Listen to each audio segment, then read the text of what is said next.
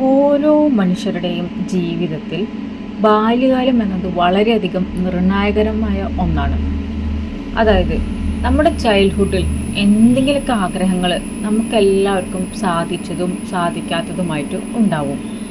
അതുകൊണ്ട് ചിലപ്പോൾ ഒരു മനുഷ്യൻ ചിലപ്പോൾ ഒരു നിഷേധിയാവാം, അല്ലെങ്കിൽ ഒരു വിപ്ലവകാരിയാവാം. എനിക്ക് തോന്നുന്നത് അനുസരണയുള്ള ഓരോ കുട്ടിക്കാലം ഉണ്ടായിരുന്ന മനുഷ്യർ ഭാവിയിൽ ഈ പ്രശ്നം നേരിടുന്നുണ്ട് എന്നാണ്. അവരുടെയൊക്കെ മനസ്സിൽ എതിർപ്പും നിഷേധാത്മകത ചിന്തയും ഒക്കെ ഉണ്ടാവും. ഈ പ്രശ്നത്തിൻ്റെ ഏക പരിഹാരം എന്ന് പറഞ്ഞാൽ വീണ്ടും ഒരു പുനർജീവിക്കൽ തന്നെയാണ്.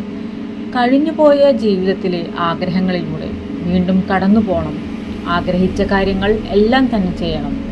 അപ്പോൾ മനുഷ്യർക്ക് സ്വയം ഒരു വലിയ പ്രഷറിൽ നിന്ന് മാറി എനർജറ്റിക്കായ ഒരാളായി മാറാൻ സാധിക്കും.